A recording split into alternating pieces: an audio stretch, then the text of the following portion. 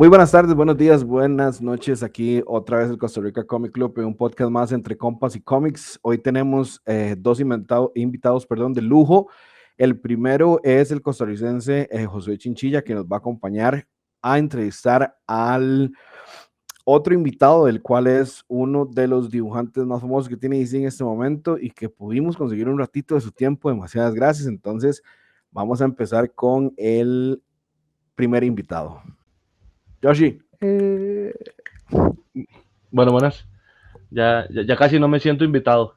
No, ya es parte de esto.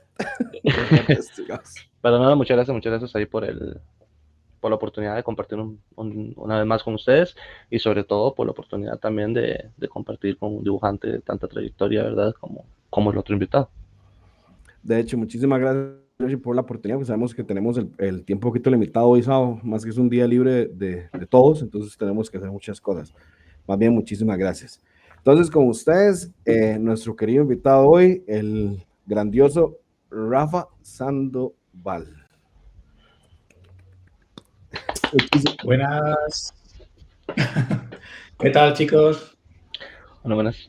Don Rafa, muchísimas gracias por aceptar la invitación. Sabemos que, como todos los dibujantes, todos los escritores y todos los que son relacionados a un grupo de cómics siempre tienen que trabajar porque es mucha la cantidad de brete, por dicha. Entonces, le agradecemos de parte del club y de todos los fans suyos que saque este rato para hablar con nosotros. Un placer. El honor es mío de que me invitéis a vuestro canal y a estar un rato con vosotros. Excelente. Más bien, vamos a empezar con el podcast para no quitar mucho tiempo a los dos. Don Rafa, nosotros siempre nos ha gustado, como les explicaba a usted antes de empezar la grabación, a ustedes, perdón, humanizar a los artistas que nosotros hemos tenido. Josué fue uno de los primeros que nosotros tuvimos y ahora, digamos, en su caso, usted. Quiere que la gente le gusta mucho escuchar sobre los invitados y sus gustos personales. El anterior podcast, nada más como para contarte, tuvimos a Alejandro Sánchez y él nos estuvo contando acerca de la aviación y de la música. En ese caso, nos gustaría que usted nos contara, por favor, qué le gusta a usted hacer en su rato libre, fuera del trabajo. Bueno, a ver, dentro del poco tiempo que, en mi caso dispongo de rato libre, aparte de estar con la familia, que es donde más empleo todo este tiempo, sí que busco un hueco para un par de cosillas que me gusta realizar. Desde hace ya años, años que siempre he querido practicar el tiro con arco, por ejemplo, y nunca encontraba tiempo real para poder disfrutar y empezar a realizarme en este hobby, ¿no? Entonces, desde hace ya como unos 2 años y medio a irme, pues por ejemplo, una vez por semana, voy solo, voy con algunos amigos y hacemos tiro con arco, ¿no? Una de las cosas que me gusta hacer. Bueno, a ver, no sé, supongo que más o menos tampoco es que sea muy complejo, ¿no? Pero a ver, es bastante sencillo, ¿no? O sea, realmente, en mi caso, dispongo de 3 arcos, ¿no? Por ejemplo, ahí está el arco tradicional, por ejemplo. No sé si conocéis un poco vosotros el tema del tiro con arco, No, tema para de la nada. arquería. De hecho, me parece Bueno, pues interesante que hayan 3 tipos de arco, de verdad. Bueno, y alguno más. Lo que pasa que, por ejemplo, a mí me gusta, por ejemplo, está el tradicional, ¿no? Que es por ejemplo, el típico inglés, el longbow, que es el de una pieza y el que se usaba antiguamente para la guerra.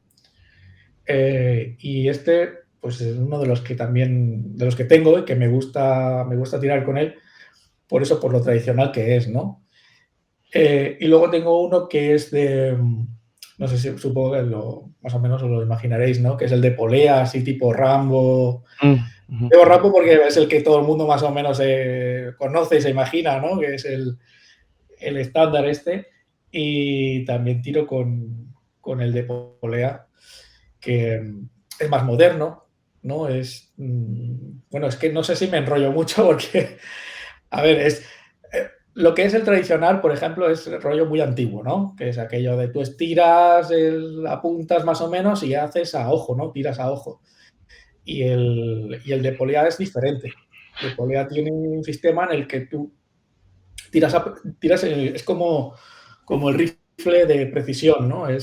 Tú estiras el arco, por ejemplo, llega un momento que el arco ya no ejerce esa fuerza, ¿vale? Entonces, ¿ves? El de polea. No ejerce esa fuerza que tienes que estar constantemente en tensión, como el tradicional, ¿no? Sino que te permite durante un tramo en el que tú apenas tengas que ejercer fuerza y puedas disponer de todos tus sentidos en donde quieres apuntar y quieres disparar, ¿no? Y ahora me queda pendiente comprarme uno que se llama, que es el recurvo, que es de las palas se quitan y se ponen y es más cómodo de llevar también. Y tengo curiosidad por tirar con él, la verdad. Que es un rollo esto, a lo mejor a quien no le gusta el arco, pero es que a mí me divierte mucho. Además que desestresa, también. Las flechas también hay variedad, o sea, también hay diferentes tipos de flechas. O... Sí, en el tradicional son de madera.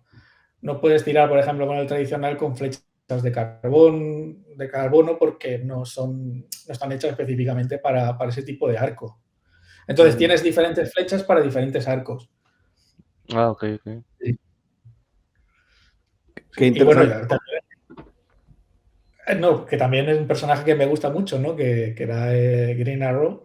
Entonces, pues eso también uno de los que, porque a mí de Green Lantern y Green Arrow son de mis favoritos y entonces como claro, también disparaba con arco y a mí me gustaba, pues tenía eso que me molaba del personaje y entonces pues también tenía el gusanillo por disparar con arco. Qué interesante que de la pasión por los cómics también lo llevaron a ser una pasión ya real como lo que es el arco y la flecha. ¿Qué tipos de flechas hay? Aparte del carbono, mencionaste, madera. Sí, madera. Y luego hay unas que son de fibra, ¿no? De fibra de otro tipo de fibra, que no es la de carbono. Y bueno, a ver, normalmente las de madera son para los arcos tradicionales. Okay. Son las que están hechas específicamente por el tipo de absorción de la presión del arco, ¿no? O sea, son diferentes modelos y ejercen un tipo de presión diferente también. Entonces, la presión del arco, al disparar tú el arco, la presión se la lleva la flecha. Con lo cual, si la flecha no es acorde con el arco, también se puede romper fácilmente y puedes tener algún accidente. Y bueno, a ver, son cosas que no son muy complicadas, pero que tienes que saber, ¿no? Porque imagínate que estás tirando con la flecha equivocada y se te rompe, ¿no? Hay gente que se le ha clavado un trozo de flecha en el brazo, por ejemplo, o en la mano. Au. Sí, eso tiene que doler. Sí, claro. Sí. O sea, que hay que tener cuidado con esas cosas, sí. Y a nivel, digamos, de Sí. Olimpiada De y eso, momento no me ¿qué ha tipo pasado, de...? ¿eh? O sea, que yo intento poner en cada arco su flecha correspondiente. Justamente iba a preguntar eso, si ha tenido un accidente, ya Rafa nos dijo. José. No, que si a nivel profesional, digamos, me imagino que, veamos, o de competencia oficial y eso, me imagino que el que se usa es el de polea. O cuál es el que se utiliza. Competición hay para todo. Hay competición de arco tradicional, hay competición con arco de polea, hay competición con el tiro con arco, pero ya el de olímpico, que ese ya es otro tipo de tiro, ¿no? Es tiro con arco, pero es diferente. O sea, hay competición para todo. Okay. Para todo. Qué interesante, ¿verdad? Yo uno que nada más imaginaba que el longbow, bueno, yo conozco el shortbow, que es como el más pequeño, el longbow y la ballesta. Ya después de eso no conozco algún tipo a ninguno de los otros arcos. Qué bueno que haya más. Sí, ahí. Sí, sí. Todavía hay unos cuantos más, pero bueno, poco a poco. De momento tengo 2, tengo pensado comprarme ya el tercero y ya no sé si me dejarán comprarme algo más en casa, porque es un hobby, no es muy caro, pero tampoco es un hobby que es muy barato. Porque tú piensas que las flechas a lo mejor se te... Ostras, pues, por ejemplo, la última vez que fui a tirar me fui con, pues creo que eran 10 flechas, que fue con el longbow, 10 flechas de madera y regresé con 5. O sea Yo- que sí, sí, o se pierden, o se rompe la punta, o la madera se astilla, incluso se dobla, la misma flecha se queda doblada, ¿sabes? Justamente iba a preguntar eso. ¿Cuánta vida útil tiene una flecha después de dispararla?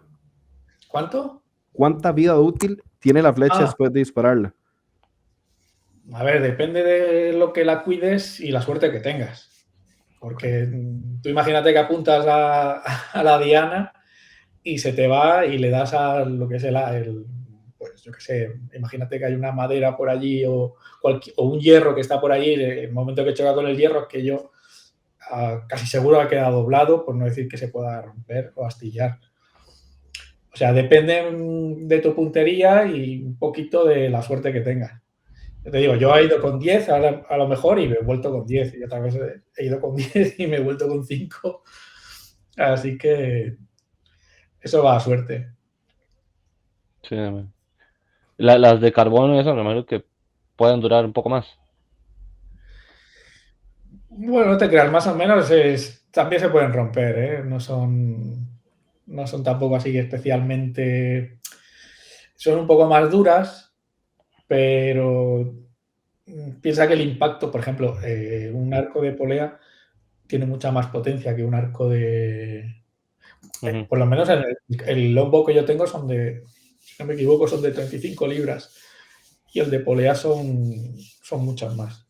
Entonces, claro, si tú al tirar con el de polea una flecha, en el momento que erras el tiro y le das a cualquier cosa que tenga consistencia o que sea duro, un trozo de madera dura o un trozo de hierro que a lo mejor una chapa que está en la madera o lo que sea, aquello se astilla porque eso tiene una velocidad muy potente. Ok. Qué interesante, ¿verdad? O sea, la ciencia que tiene todo, siempre. Sí, claro, todo, claro. Y esto hablamos de algo de, pues yo qué sé, cuánto, el arco debe tener, yo qué sé, tío. Vete tú a saber, si ya cuando cazábamos con arco ya empezábamos a perfeccionar lo que es todo este tema, imagínate a día de hoy. Ah, sí.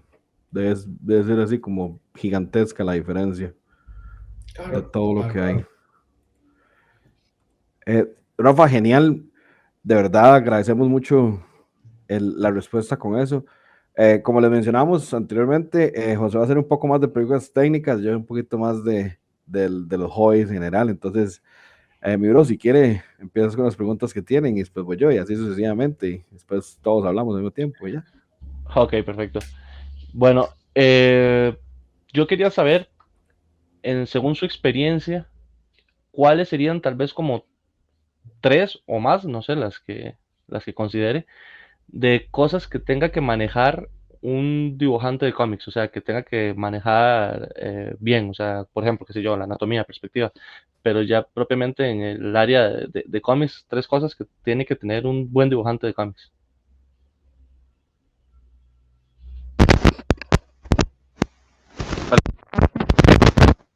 Ya, ahora sí, estaba congelado de Rafa. De Rafa, ¿escuchaste la Sí, pregunta? no. Está No, bien. si me la puedes repetir porque Ok, no. perfecto, perfecto. ¿Aquí se me está escuchando en este momento? Sí, ahora sí. Perfecto. Mi pregunta era que según su experiencia, ¿cuáles serían como tres o más áreas, digamos, que tenga que manejar bien un buen dibujante de cómics? O sea, por ejemplo, yo, o sea, la anatomía, obviamente, por decir algo, pero eso creo que cualquier dibujante debe saber manejarla bien. La perspectiva, pero digamos, ya propiamente para el área de cómic, ¿cuál considera usted que serían tres áreas o las que considere si son menos o si son más, que deba tener un buen dibujante de cómics?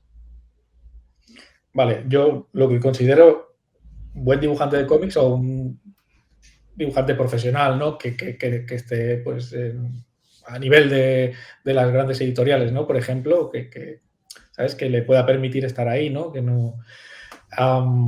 bueno, yo diría que no sé si ponerlo primero, pero sería la narrativa.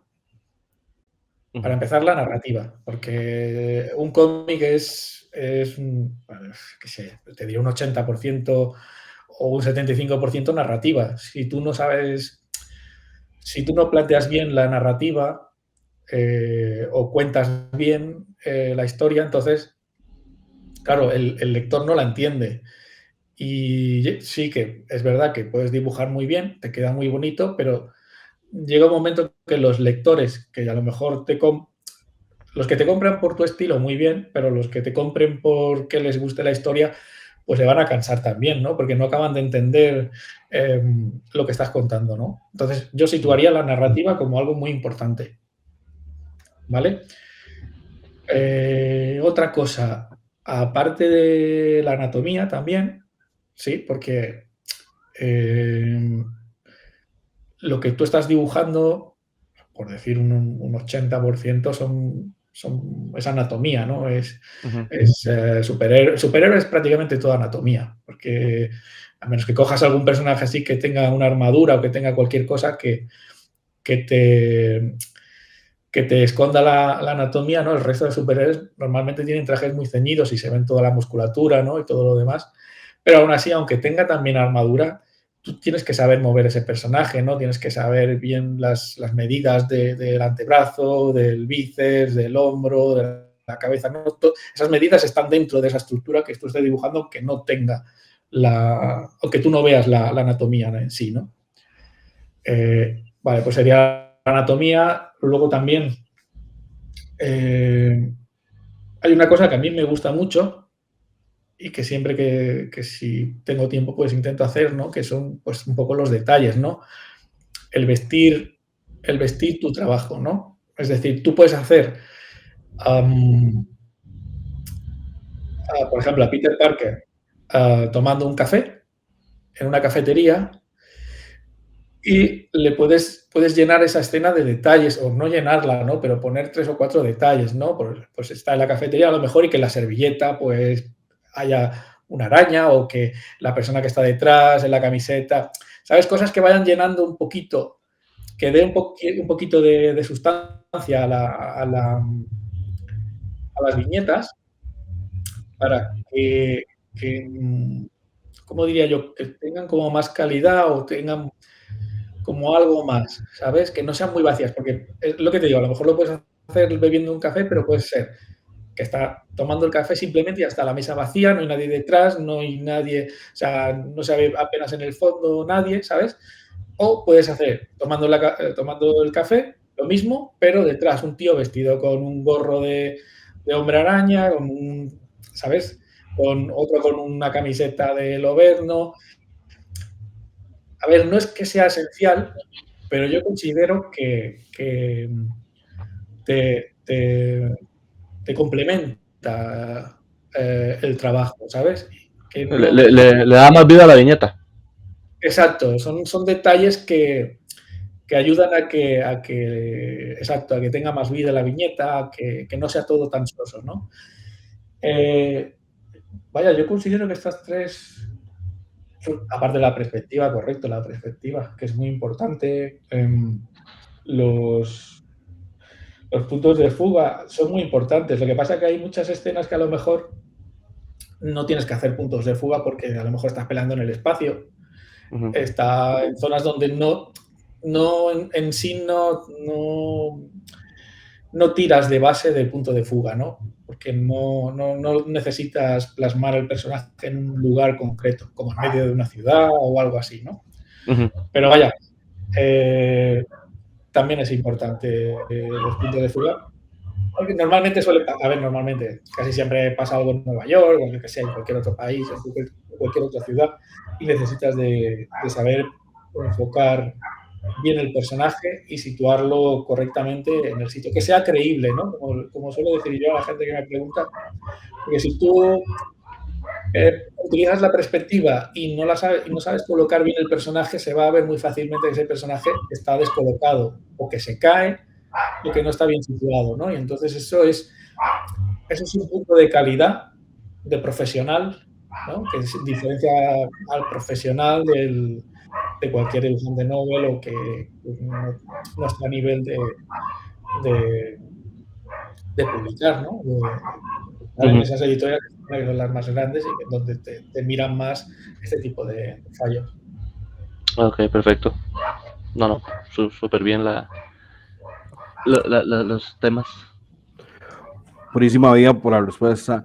Rafa, mi pregunta, ahora sin salirnos del área de los cómics, es, yo sé que en su trayectoria usted ha trabajado tanto el cómic franco-belga como el cómic americano. Nosotros hemos tratado de darle mucho impulso al cómic franco-belga también para que la gente lo conozca, ya que son súper diferentes entre el americano, el manga y el cómic estadounidense de superhéroes. ¿Por qué usted piensa, ya que trabaja en DC, que las casas grandes de cómics, llámese Marvel y DC, limitan tanto a la hora de hacer historias? A la diferencia como lo que hace el franco-belga y las casas independientes en Estados Unidos. Yo creo que se rigen por unos cánones que a lo mejor eso les impide salirse del marco, ¿no? Yo recuerdo que cuando, por ejemplo, en la época de Brian Hitch de los Ultimates, yo noté ahí no sé si os acordáis, que hicieron la línea un poco así como para, bueno, vamos a hacer esta línea y a ver qué pasa, ¿no? Vamos a dar libertad, ¿no? Y yo creo que funcionó muy bien, al principio al menos funcionó muy bien porque tenías esa libertad, ¿no? De podías destruir lo que quisieras, podías machacarle la cabeza a alguien. Escenas visuales que a lo mejor en las líneas normales de las editoriales no te permiten, no te dejarían que saliera porque o es muy violento, o porque es muy, ¿sabes? Y entonces creo que esos márgenes tan estructurados en las editoriales no permiten muchas veces que la historia vaya más allá, ¿no? Que consiga llegar hasta tope de su máxima potencial, que realmente tienen en este marco, ¿no? Es decir, pues no queremos que se vea como por ejemplo, le pega un tiro a la cabeza y le revienta la cabeza, porque es muy agresivo y es muy específico, ¿no? Y entonces buscas soluciones para contarlos sin que sea tan explícito, ¿no? O una viñeta que solo se asombra en la pared y que veas ese efecto, ¿no? Y no te crea el horror, ¿no? Porque no es lo mismo verlo en una sombra que verlo realmente tal cual sucede, ¿no? Esto en este caso, ¿no? Yo creo que esa línea a no traspasar de las editoriales, en cierta manera les hace bajar un poco el listón de lo que realmente podrían conseguir. Aún así tienen muy buenas historias. Eso tampoco es un hándicap 100% que les impida llegar a conseguir hacer buenas historias, pero sí te limita, ¿no? Es como, vale, hasta aquí ya no pases, ¿no? Y ya buscas formas de trampear para poder conseguir contar más o menos lo que tú quieres. Así que yo creo que es ese puratismo. En Estados Unidos la cultura es de una manera en la que, bueno, ahora ya más o menos están más abiertos, pero si echas años atrás, verás que habían cosas que no se podían contar, ¿no? Cuando aquí en Europa ya se veía más libertinaje, ya no tenías tantos problemas a mostrar cosas, ¿no? A mí, por ejemplo, cuando yo estaba en Catwoman, siempre bueno, yo al principio pues hacía Catwoman y le hacía con la cremallera un poco bajada, ¿no? Que según qué momentos pues se viera un poco el escote y tal. Y siempre me comentaban que no, que por favor, que era para no tener problemas y tal, ¿no? Que subiera siempre la cremallera hasta arriba, ¿sabes? Eso en el mercado franco-belga jamás me dijeron, no, o sea, tú haz lo que tú quieras hacer. Si tú quieres dibujar un tío o una tía desnuda, puedes hacerlo. Si tú en la historia porque sale tienes que hacer esto, puedes hacerlo. De hecho, eso es una de las cosas muy interesantes, perdón, Josué, de lo que es el cómic franco-belga y el manga.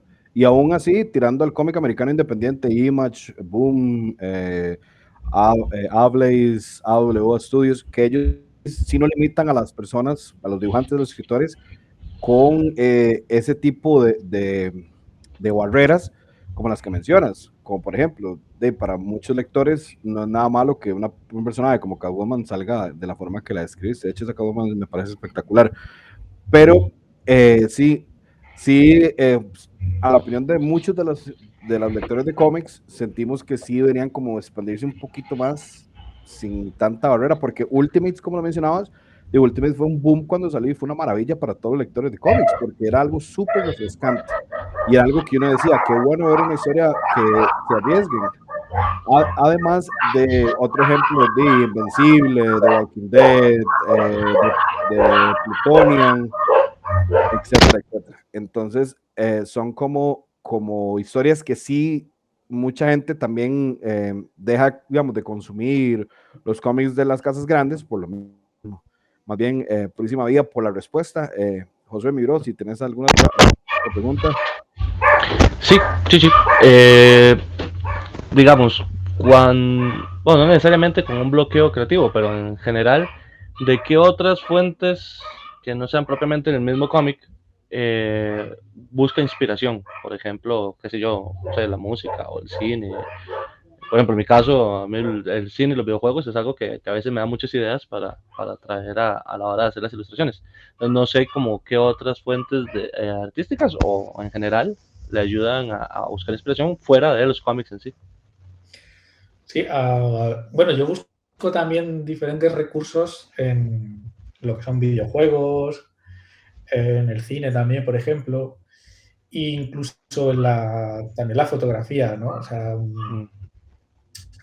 conseguir efectos, por ejemplo, esos efectos en la fotografía que utilizan un difuminado en primer plano y, o sea, un desenfoque en primer plano y el enfoque claro en segundo plano, por ejemplo, esto se hace mucho en la fotografía, ¿no? Y ahora también lo llevan un poco al cómic, ¿no? Para darle ese efecto así de fotografía, ¿no? Por ejemplo. Y luego en los videojuegos me gusta mucho lo que es la acción, por ejemplo, cómo desarrollan la acción, ¿no? Dónde ponen la cámara, me fijo mucho dónde situar la cámara. Por una cosa que tiene que tener el dibujante claro, que es cuando empiezas, es dónde pongo la cámara, ¿no? O sea, dónde está situada esa cámara. O sea, te imaginas la escena y luego te imaginas dónde pongo esa cámara, ¿no? Es como yo funciono, ¿no? Antes de empezar a dibujar y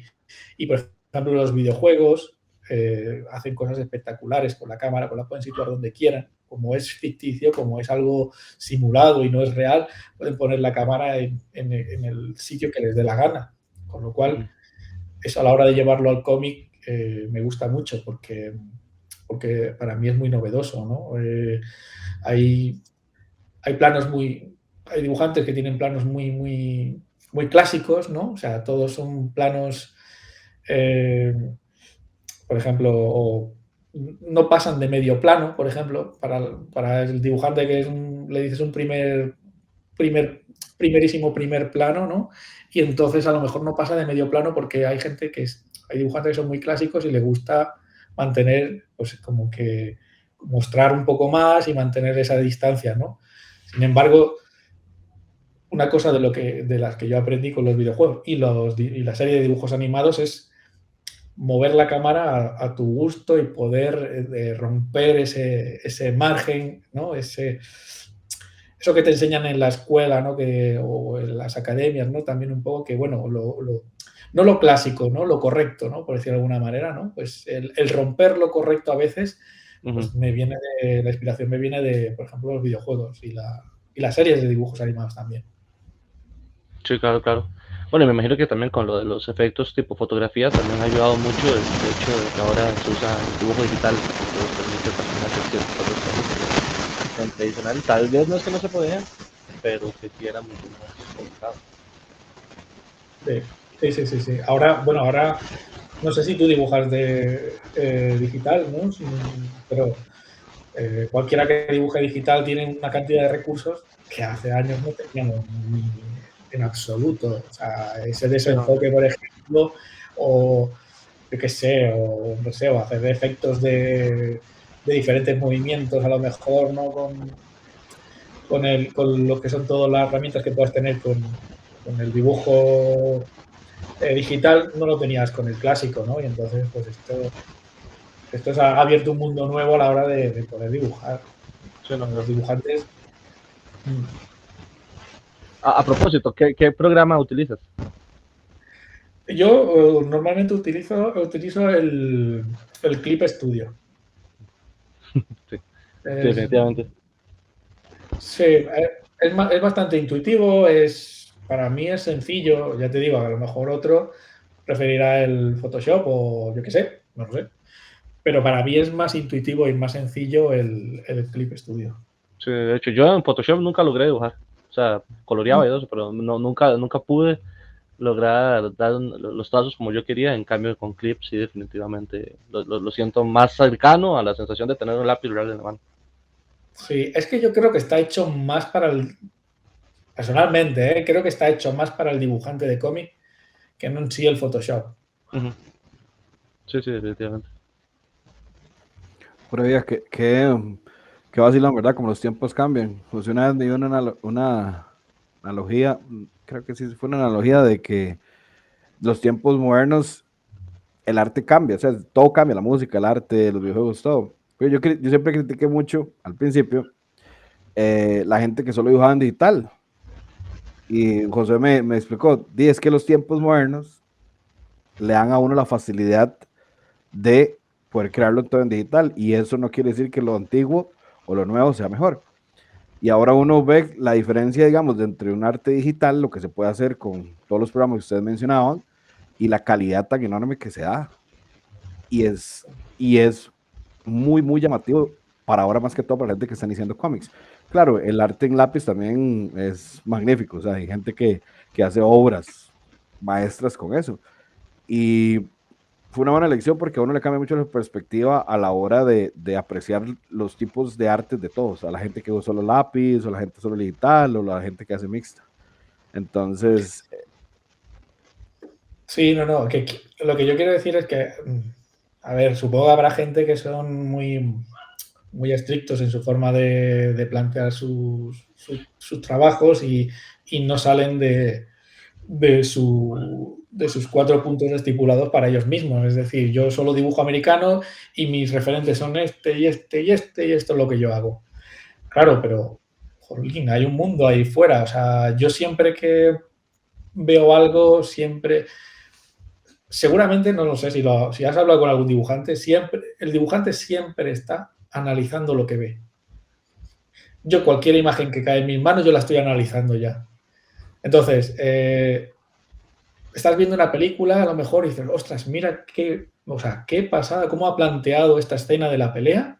O por ejemplo, yo me acuerdo la pelea cuando vi la pelea en la serie de Daredevil, aquella pelea en el pasillo. Ah, No sé si os acordáis de la primera. O sí, sea, es toda la pelea espectacular. pasaba y estaba súper bien narrada, súper bien contada. Y dices, jolín, pero si esto es una pasada, ¿no? Pues cosas así. O sea, estar abierto a todo. Ni le haces feos al manga, ni al franco-belga, ni a cualquier otro tipo de mercado que realmente tenga cualquier cosa de la que tú puedas obtener algo. correcto, Hay que claro, eso fue lo que, aún digamos, en mi caso, a mí me expandió demasiado como decir, la apreciación a los diferentes tipos de artes, no solo a apreciar solo uno, como decías vos, es a la hora de expandirse, es increíble. purísima vida por lo que nos estás contando. Voy a hacer una pregunta ahora con respecto al otro hobby que me comentaste, que son las figuras. Sí. ¿Las coleccionas o las pintas o ya las compras ya hechas? Bueno, a mí es que yo colecciono figuras. Yo tengo un montón de figuras. Ahora mismo, actualmente, trabajo también diseñándolas para XM Studios.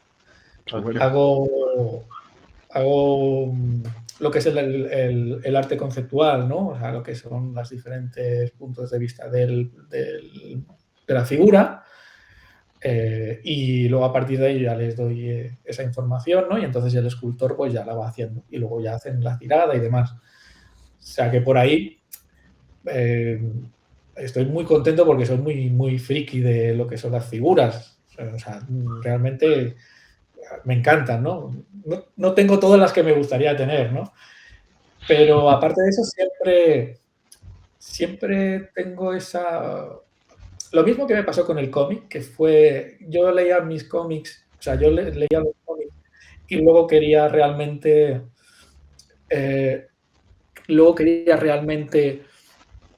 hacer mis historias y entonces lo que al final decidí para poder hacer también mis historias era dibujarlas, ¿no? Pues me pasa un poco también con las figuras, ¿no? Que me gusta lo que es el mundillo de las figuras y tengo curiosidad por saber hacer una figura que no esté hecha, que sea única, ¿no? Y que pueda hacer yo. Y entonces, pues, cuando tengo un rato libre, que ya te digo que es muy poco, intento hacer un poquito de este hobby, de esta práctica que me gusta mucho. Pero como tengo tan poco tiempo, me sabe muy mal porque las empiezo, por ejemplo, ¿sabes? Y a veces tienes que entonces una pieza, por ejemplo, ¿no? Una pieza que ya es estable, la cueces, ¿no? Al cocerla se hace sólida, ¿no? Y al hacerse se hace sólida la aprovechas para que ya no tengas que cada vez que moldees, que vayas moldeando con la pasta, se vaya moviendo, ¿no? Y tengo cosas medio hechas que con el tiempo, al no seguir haciéndolas, pues se quiebran, ¿no? Y ya no puedes seguir con el trabajo, ¿no? Mira, no sé si me das un segundo, Claro, cojo. todo el tiempo.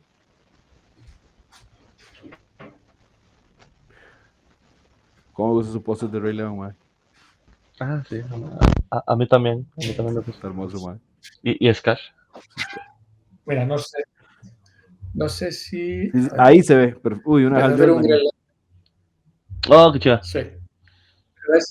¿Ves que se quebró? Ajá. Ah, sí. Para los que nos van a oír en Spotify, Rafa está mostrando una figura de Hal Jordan. Pues, Hal Jordan, ¿verdad? Sí. Increíble. Y me da mucha pena por eso, porque que las empiezo, las quiero acabar, pero chicos, es imposible. Y entonces, claro, como va pasando el tiempo y al no acabar de cerrar lo que es la figura, pues se quiebra y ya no la puedo hacer servir. Se quedan medio hechas, tengo otras más allí que están medio hechas y no puedo hacer más cosas. O sea, ya no me da más. Pero bueno, al menos me quito el gusanillo cuando veo... Cuando hago los diseños y veo las figuras y cuando me las envían a casa, porque ahora me han empezado a llegar, me llegó una de Siniestro, lo que si te la enfilan. Sí, qué bueno, siniestro. sí, Ah, no, está esas súper. cosas son No te las impresionantes. entera porque pesa Y, un pero es pesa que un sí, huevo el personaje. Ah, qué chido. Uy, es con el traje de sí, de Parallax. Parallax. Está increíble. Ah, qué chido. Pues esta es la que ahora me la están enviando, pues esta es una de las que hice el diseño. Y qué bueno. Todas las que diseñas se las envío. Sí, todas te envían una Está increíble. muestra y ya te digo, yo estoy como un niño chico, lo tengo Así. aquí. No, Bueno, definitivamente. Pero le falta la base y la base, ya te digo, es que en total pesa, pues debe pesar un montón, ¿eh? qué bueno siniestro. Además con ese traje, increíble. Necesito dedicarme a diseñar figuras Este más está increíble, mae. para que me las envíen. Está precioso. Sí. Además hacen un trabajo excelente, ¿eh? Sí. Sí. Es una empresa muy, muy buena. Sí, no Sí, sé. sí, no, por eso. Sí. Al menos me quito el gusanillo y me van llegando las figuras que, bueno, las he diseñado, no las he hecho yo, pero las he diseñado al menos. ¿Cuál vas has diseñado? Aparte de Halley Siniestro. Pues a lo mejor la puedes encontrar en la misma web de XM Studio, que es la de cable. Uf, Eh, sí, Y la esa te imagino que de... lleva mucho detalle, Cable. Uf, sí, sí. fue la primera que me salió. Qué bueno. Ah, pues no sé si la verás por ahí. También hice la de No, vamos a buscar. Apocalipsis. Ese sí me gusta un montón. Vamos a buscar Sí, sí. las ¿Y qué colecciones. más? Un montón más. La de Flash, la de Reverse. River Flash. Sí. Ah, ¿qué más hice? Es que he hecho un montón. He Voy a ver si hecho. te la voy a enseñar. Bueno, vamos a ponerla en pantalla para ver si es esta, porque ya encontré la página, ya encontré la de Reverse Flash. Entonces, Y de vamos. todas las que has diseñado, ¿has trabajado en cómics? O sea, ¿los has hecho en algún cómic o has hecho alguno que no hayas hecho en cómic? No, he hecho muchas que no he hecho en cómic. Don Rafa, No. ¿esa es? Sí, esta es la última que han sacado. Hay otra anterior que también hice, Ok, vamos a buscarla. Qué impresionante. pero Me aparecen La bastantes, de expresión. hecho. Sí. Vamos a ver. Ahí, de hecho, tienen Godzilla, Magic the Gathering, Jay, Iron Maiden, de todo tienen ellos. sí, sí, sí, sí. No, y son muy, muy, muy, muy buenos. Es una empresa muy buena. Hace nada han abierto una tienda enorme allí creo que es en Singapur. Mm. Sí, sí. No, no, El además del, es muy el buena del, gente. el del cable que hiciste, lo hiciste con Hope. Sí, Ya la voy a enseñar, está pero impresionante, digamos. Es que a mí me gustan mucho los X-Men, soy súper fan de los X-Men, entonces ver figuras así de los X-Men me parecen así Uf, increíble. Sí, está pero increíble. O sea, el detalle de todo, las sí, granadas, ese Cable con barba. ajá, y la sí, Hope en los brazos de Mesías Warren, sí, está pero, sí. La tienes con la Hope Ah, sí, qué no, es que impresionante. está y la así. tienes sin también, ¿eh? La tienes las Entonces, dos versiones, con y sin. Qué Mira la taza, bueno. ¿ves la taza? El tamaño, pues Ujú. imagínate cómo es de grande el bicho. Sí, está pero impresionante, digamos. no, no, o sea, Vea la cara, qué bueno los detalles de la barba y todo así, como tiene, dice tiene usted. un aire a Arnold Schwarzenegger. Sí. Sí. Está, Bueno, está pero ese muy es el chido. escultor, ¿eh? Yo hago lo que es el diseño, luego ya a partir del escultor, también el escultor le mete alguna cosa suya. Por ejemplo, yo no lo hice con la cara de Schwarzenegger y aquí parece Schwarzenegger. Parece bastante, ¿verdad? Sí, Sería un buen cast, ¿eh? Bueno, si Ah, supiera no, ahí cast. está sin barba. aquí, exacto. Sí, sería Sí, buen sí, sí. caso. Que, Ah, que trae varios.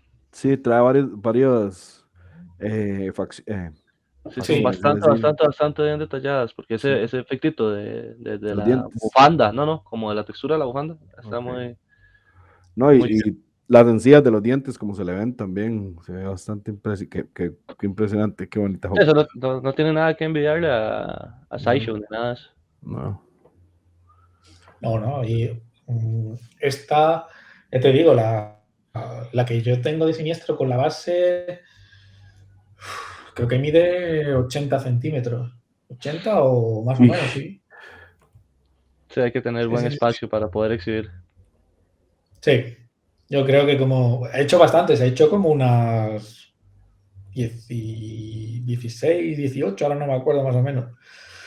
Y todavía estoy, cuando tengo un rato libre, como me van dejando algunos encargos, voy haciendo más diseños. Esa fue el apocalipsis que hiciste. Sí, Pero Ah, está soñada, digamos. Ve el tamaño, el tamaño de esa figura. Está gigantesca, digamos. sí, está es enorme. impresionante. Impresionante. Lástima que en la película no se vio así. Sí, qué lástima. Ah, esto es otra historia, las películas ya son otra historia.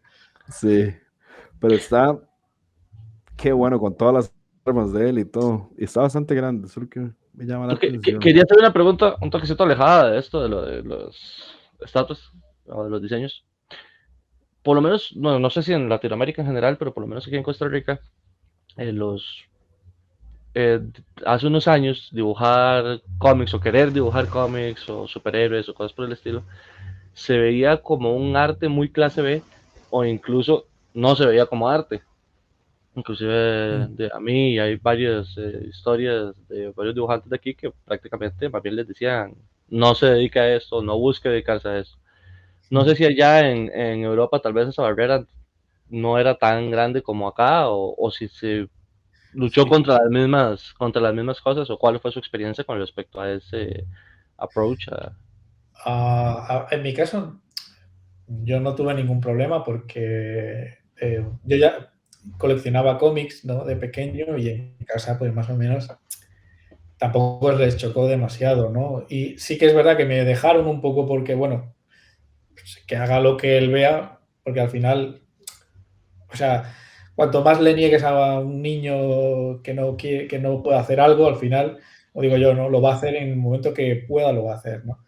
Pero la mentalidad que había, ahora ya no tanto, que había antes aquí en España, por ejemplo, era un poco como ahí en Costa Rica.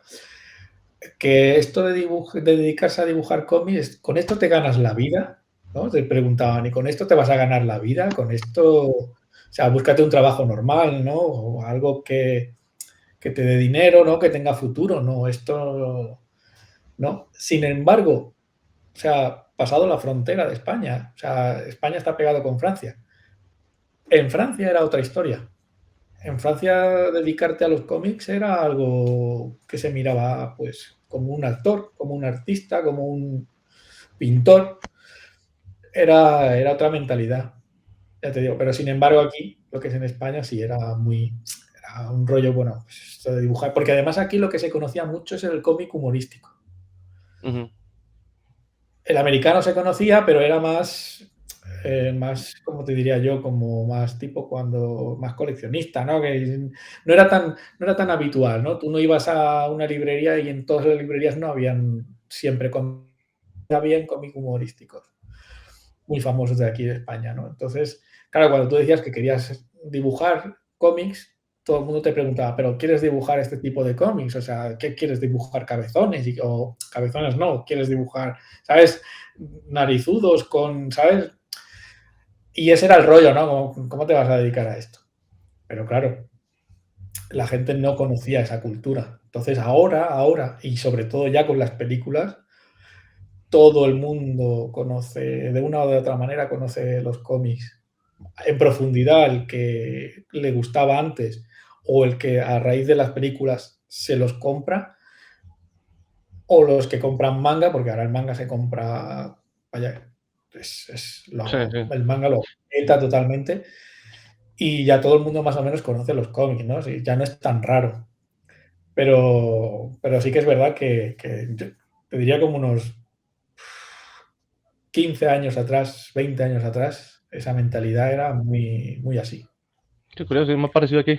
Creí que, creí que había sido eh, de más atrás, tal vez, esa forma de pensar, empezando por eso, de lo que dices del cómic francés, que yo sí he escuchado que sí es muy fuerte. Eh, y como a qué cree que se debía, estando tan cerca, una forma de pensar tan distinta. Pues es curioso porque realmente es que España está pegada a Italia por un lado y bueno, a Italia no exactamente, está muy cerca, o sea, está pegada a Francia ya bordeando ya a Italia, ¿no? O sea, Ujú. pero, pero hace frontera con Francia y Francia es la sede del cómic europeo, del estilo cómic europeo, ¿no? Bueno, Bélgica, Francia, Bélgica, ¿no? Entonces, claro, decías, ¿cómo puede ser, no? Pues yo creo que es un poco creo que es un poco el tema de las editoriales aquí en España, tal vez, que no apostaron tanto a dar a conocer o como veían que el cómic humorístico funcionaba ya así, ya funcionaba bien más o menos, ¿para qué vamos a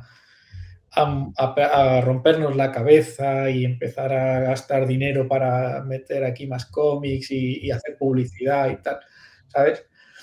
la sensación que yo tengo es esa, que no Ujú. quisieron enmerdarse, invertir o complicarse la vida en apostar por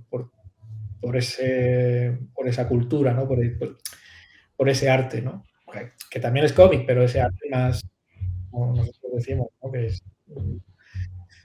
es más completo, ¿no? El cómic humorístico está muy bien, pero el cómic en sí no es solo humorístico, ¿no? Hay muchos tipos de cómic.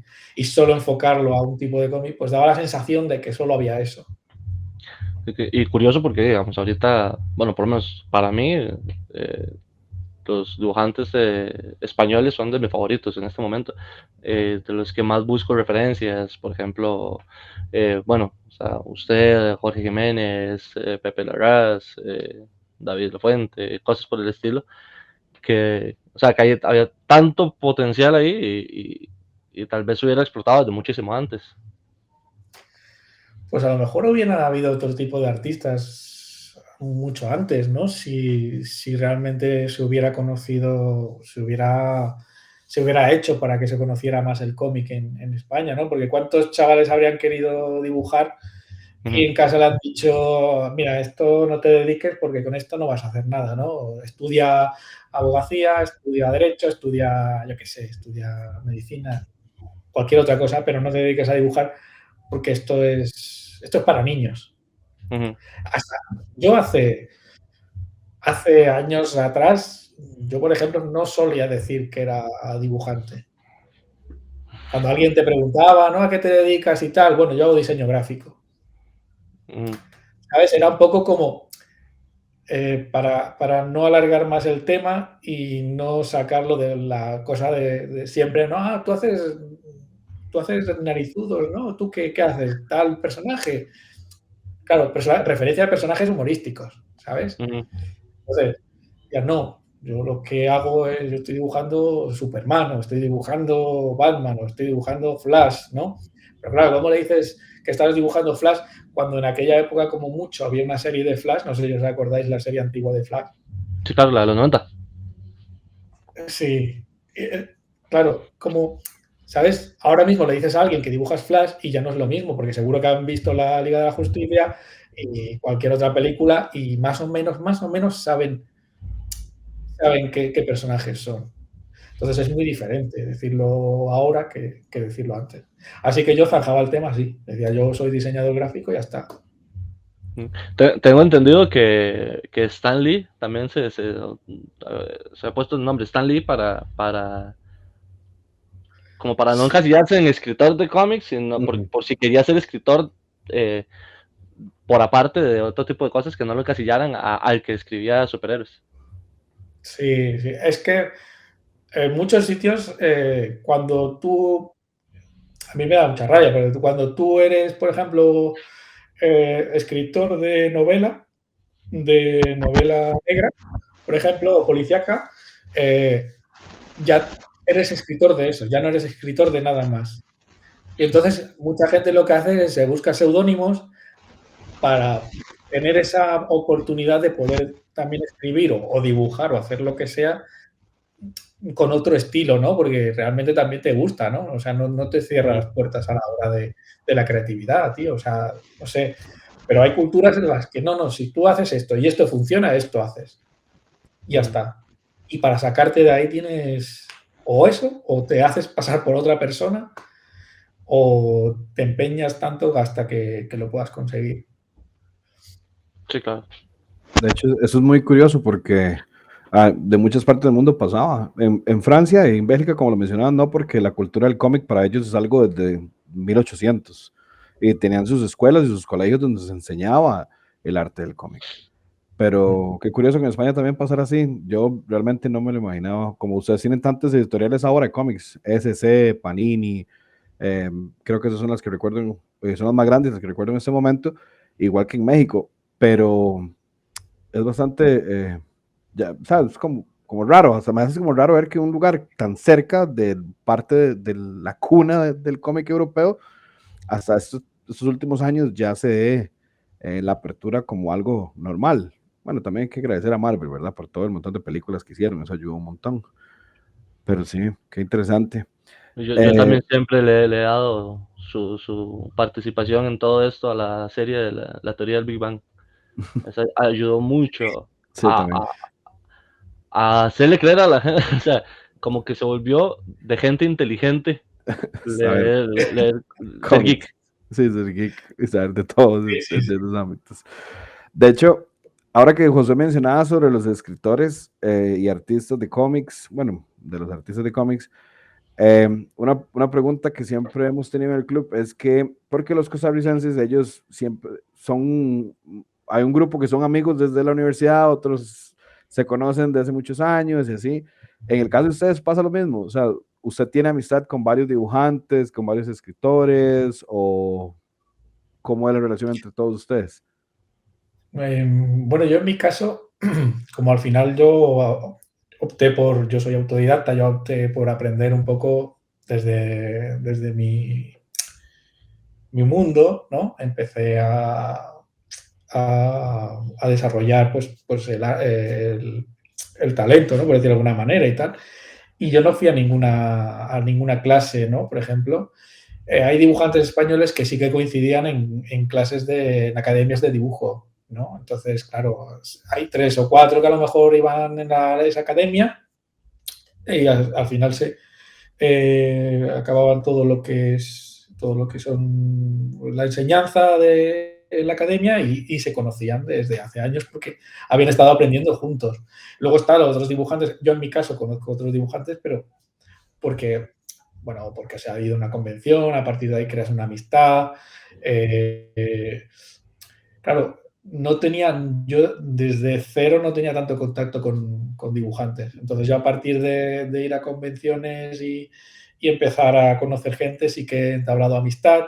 Y entonces sí tengo amistad con dibujantes, no tanto con escritores, porque los escritores americanos pues no están eh, tan accesibles, ¿no? Como los dibujantes que tienes aquí cerca de casa, que puedes hablar con ellos y alguna convención seguro que coincides.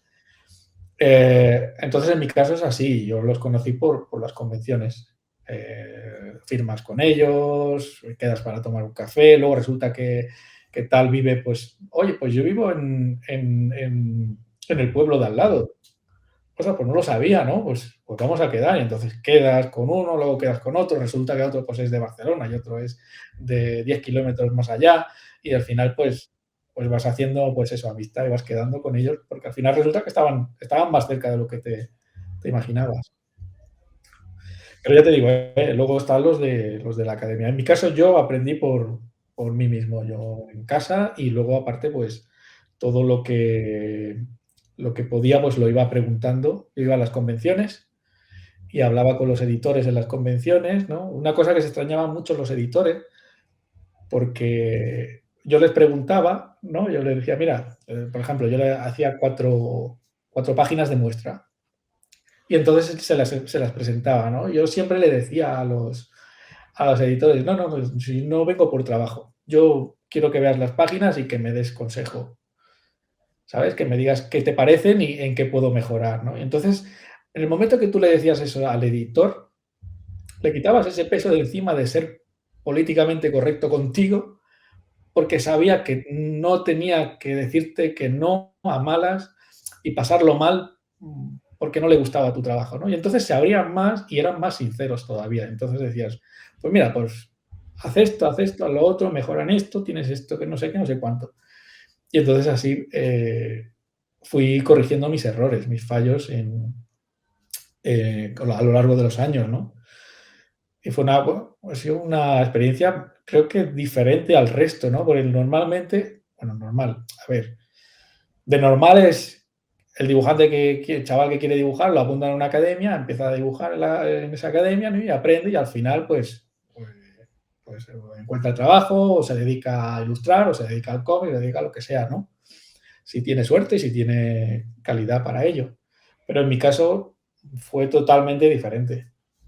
Yo fui aprendiendo de esta manera. Sí, me siento identificado porque yo también he sido Sí. totalmente por mi parte y sí es bastante difícil. Bueno, lastimosamente aquí no tengo la posibilidad de acudir a editores o cosas por el estilo, porque aquí no hay, digamos, las convenciones que se hacen, no, hasta ahorita se está empezando tal vez a traer gente de peso de otros países, pero sí ha sido más que todo eh, viendo podcasts, viendo entrevistas como estas, por ejemplo, y cosas por el estilo que me ha tocado a mí ir por esa línea. Pero sí me sentí muy relacionado, la verdad, con esa manera de aprender. Es más duro. Es más duro, porque tú no tienes un profesor que te dice en cualquier momento, no, rectifica esto y tienes que hacer esto y esto para mejorar tu anatomía. O tienes, ¿sabes? Al final tú mejoras por semejanza. O sea, tú tienes una imagen a la que aspiras llegar, ¿no? Dibujar, y entonces a partir de ahí vas mejorando tu trabajo. Pero claro, acabas mejorando por, por cansancio, por práctica. Ujú. Al final llegas a pulir esa pieza, ¿no? Por haber estado dibujando todo el rato, todo el rato, todo el rato, hasta hacerlo lo más semejante posible. El Sí, chaval que está en la academia no hace tanto eso. El chaval que está en la academia le da 4 indicaciones, ¿no? Y hace 4 dibujos más hasta que más o menos llega a ese nivel, ¿no? Más o menos, ¿eh? Tampoco es exacto. Pero tu esfuerzo es mayor que el de la academia. y el nivel de autocrítica también tiene que ser mucho más grande. Bueno, sí.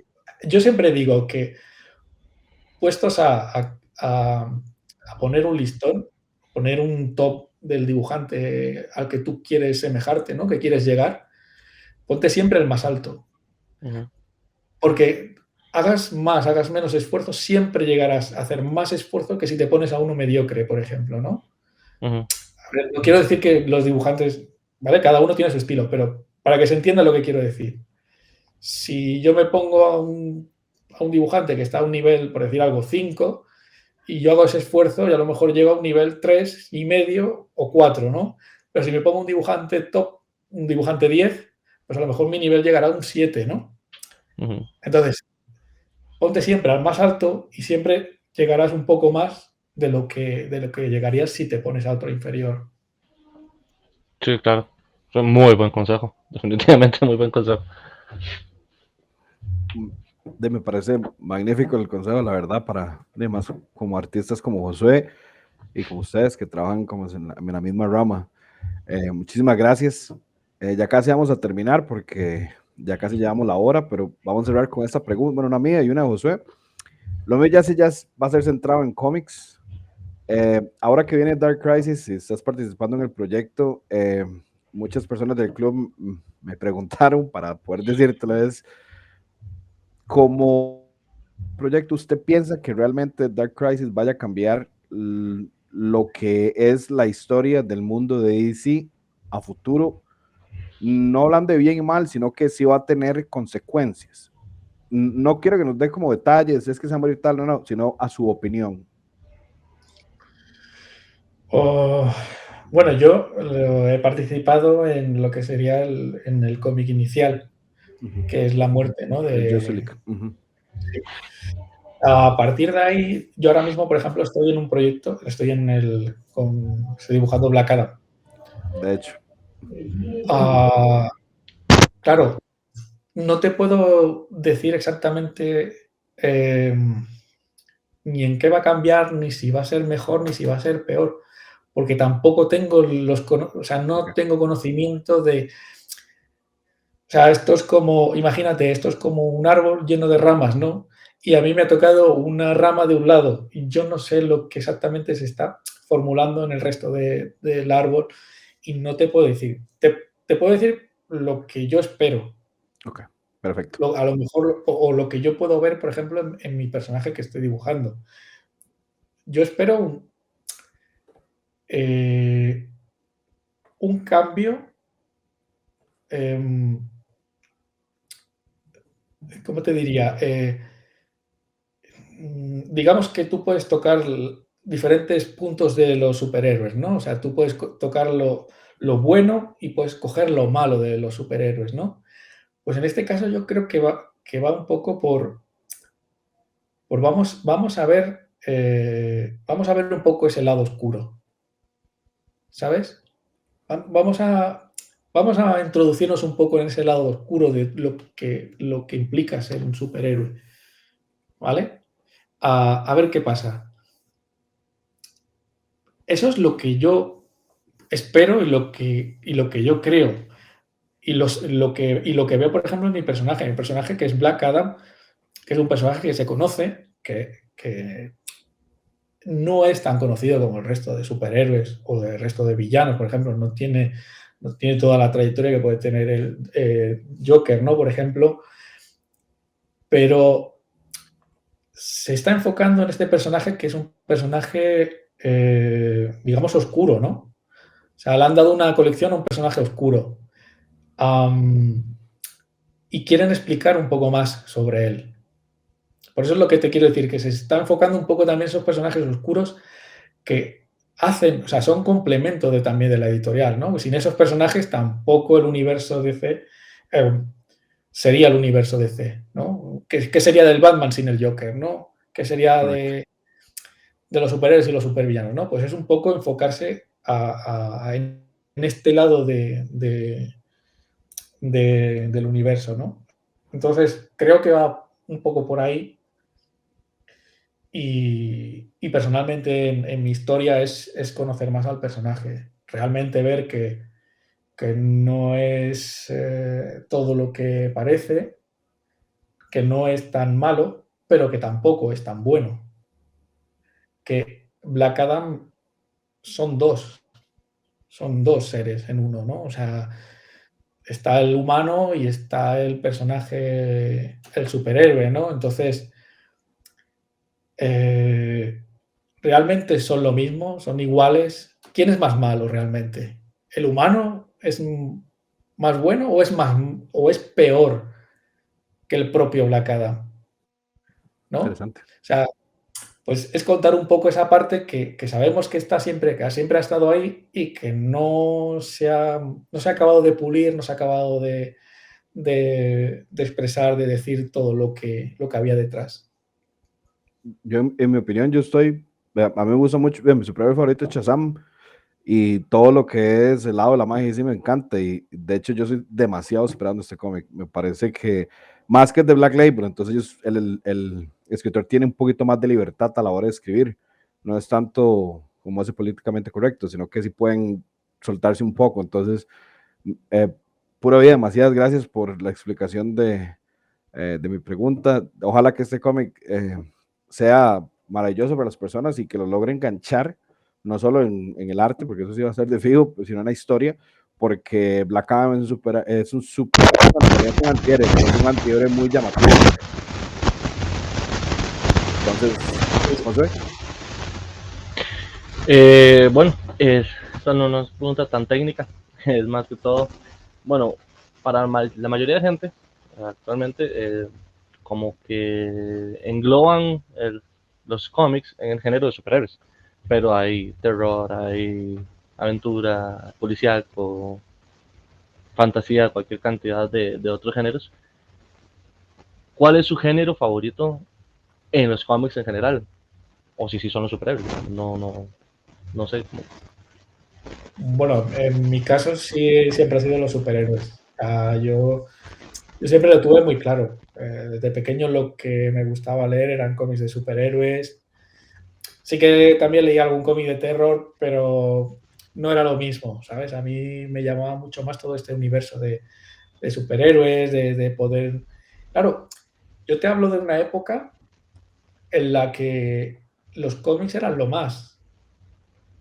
O sea, tú ahora le hablas a un chaval de cómics y dices, bueno, pero le hablas de videojuegos y flipa, ¿no? Te dice cualquier videojuego que sea, te pones los videojuegos y aún más, o sea, los videojuegos de ahora, imagínate los de hace 20 años, no sé, ¿sabes? O sea, quiero decir que para un chaval los cómics, en mi época los cómics es lo mismo que los videojuegos ahora para los chavales. Era lo más. Entonces, para mí la temática de superhéroes es la que más me gustaba.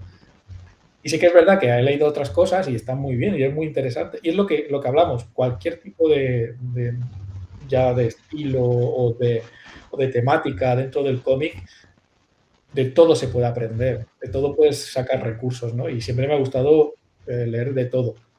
Pero la temática, lo que más me gusta a mí es los superhéroes. Por mi parte, estamos. Muchísimas gracias de verdad por las respuestas tan amplias y tan ricas, de verdad, que nos has dado. Don Rafa, muchísimas gracias por el tiempo. Nada más quiero mostrarle para ir cerrando ya la portada de Black Camp que trabajaste, nada más para que la gente la vea, para que cuando si la vayan a perdonar y ya saben cuál es la que Rafa hizo. Vamos a verlo, es un toquecito nada más. Esta es, ¿verdad? Si no me equivoco. Sí, correcto. Me Pues, gusta, y eso es lo que te iba a decir, de las dos caras. correcto. Es lo que hablamos, que claro, todo el mundo conoce el personaje del superhéroe, ¿no? Pero ¿quién hay detrás del superhéroe? ¿No? Es que a veces incluso puede ser peor el humano que no en sí el superhéroe. ¿Sabes? Impresionante. Sí. Me parece un personaje a explorar muy, muy, muy rico. Perfecto. De nuevo, para ir cerrando, de verdad, muchísimas gracias a los dos por sacar este tiempo para hablar en el podcast del Costa Rica Comic Club. Sé que pasan muy ocupados por sus trabajos, me alegro mucho saber también que pasan súper ocupados por sus trabajos y de verdad es un honor, don Rafa, haber tenido este ratito para oír sus sabias respuestas de muchas cosas, muchas de las preguntas que hicimos. Josué, muchísimas gracias por el apoyo. Nada más como para ir despidiendo porque ya tenemos un poquito más de una hora. Entonces, Josué. Bueno, como siempre, muchísimas gracias por permitirme estar por este lado. Siempre es un placer conversar con gente que le gusta lo mismo y también con gente que conoce tanto como Rafa Sandoval. Entonces, muchísimas gracias y aquí estoy para lo que me ocupe. Gracias, bro. Don Rafa. Bueno, pues muchas gracias a vosotros por invitarme. Para mí, la verdad es que yo me lo paso bien, ¿sabes? A veces no quiero pecar tampoco de tanto tecnicismo, ¿no? Porque a veces hay gente que hablas de cosas que no. Pero bueno, que a veces me enrollo demasiado, ¿no? Y bueno, total, que me lo he pasado muy bien, que muchas gracias por haberme invitado y que siempre que queráis, aquí estoy para cualquier otra charla. Muchísimas gracias de verdad y a todos los que nos van a oír en Spotify, nos van a ver y a oír en YouTube. Nada más para terminar, las redes del Costa Rica Comic Club. Todos salimos como Costa Rica Comic Club, es súper fácil. Obviamente en la descripción del video y en la descripción de Spotify van a estar las redes sociales tanto de Rafa como las de Josué para que los vayan a visitar y que los sigan porque los artes que ponen son maravillosos. Y para cerrar, muchísimas gracias de nuevo. Hasta aquí sería, entonces que tengan muy feliz